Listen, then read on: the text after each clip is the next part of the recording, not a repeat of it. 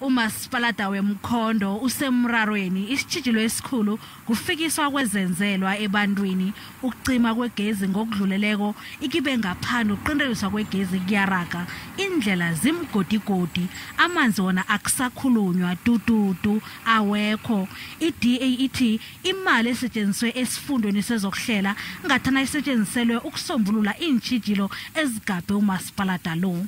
It's quite a problem to spend 670,000 on a strategic workshop plan in Durban especially, where it could have been held here locally.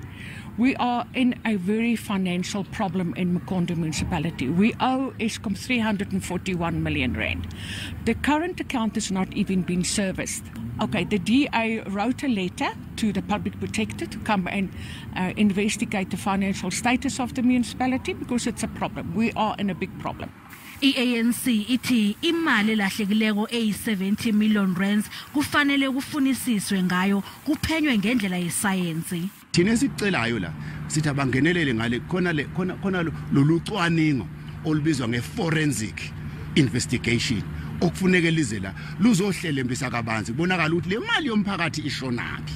So lolo hlelo lolo sicabanga ukuthi ikhokha ekwazi ukulenza i-national lokuzana government ekwazi ukulenza ayize izofaka i-forensic investigation nathi kwamina nje obangila mangithinteka mangikhalelwe ngamasongo asigonyela umsakazi. Umphathi kamasipalada ujanyiswe kwesikhatshana emsebenzini ngombana basho akhange abike kumeyara ngezehlakalo ezi umeyara uyalamukela iphenyo. Ngicabanga ukuthi kuzobe kusilekelela egezeni igama loMkhondo noma egezeni igama la executive mayor public protector saphenya lokho sizokwamukela bese kuthi kulo 70 million okuthiwa ulahlekile ngicabanga ukuthi bebangizwe kabi umsakazi bekahle kahle bengichaza i-relationship noma ukuzwana kwami nalo municipal manager bekakhona ukuthi kunemali engenile kamasipala kodwa uma sichecka lezi zinto besithi sizozenza zenzekalanga so municipal manager loyo bekangangitsheni ukuthi wenzeni. Kuqalwe nokuthi umnyango wezombuso ohlanganyela wesifunda uphenye nawo indaba leyo.